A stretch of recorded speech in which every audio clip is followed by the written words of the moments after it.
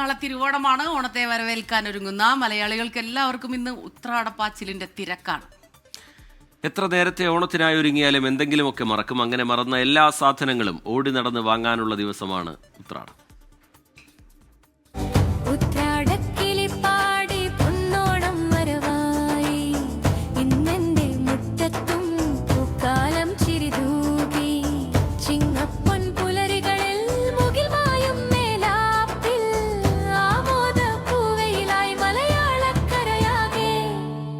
ഓണത്തിന്റെ ആവേശം പരകോടിയിലെത്തുന്ന ഉത്രാട ദിനത്തിലാണ് നഗരത്തിലും നാട്ടിൻപുറത്തും ആൾക്കൂട്ടം നിരത്തിലേക്ക് ഒഴുകുന്നത്.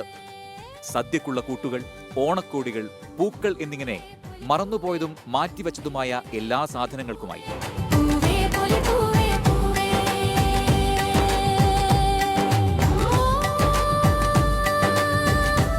കുഞ്ഞു വഴിയോര കടകൾ മുതൽ വലിയ വ്യാപാരശാലകൾ വരെ ഓണത്തിന് ഏറെ മുമ്പേ തന്നെ ഒരുങ്ങും.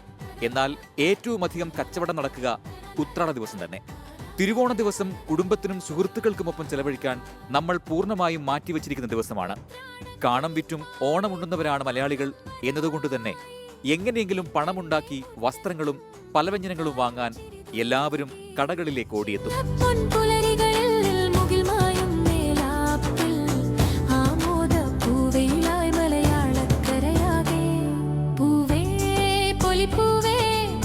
അവസാനവട്ട ഒരുക്കങ്ങൾക്കായി നിരത്തിലിറങ്ങുന്നവർ ഇന്ന് നഗരങ്ങളെ വീർപ്പുമുട്ടിക്കും.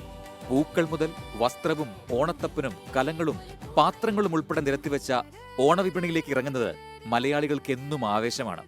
അത്തം തുടങ്ങി 9ാം ദിനമായ ഉത്രാടം തിരുവോണ ദിനം പോലെ തന്നെ ആഘോഷിക്കുന്ന സ്ഥലങ്ങളുമുണ്ട്.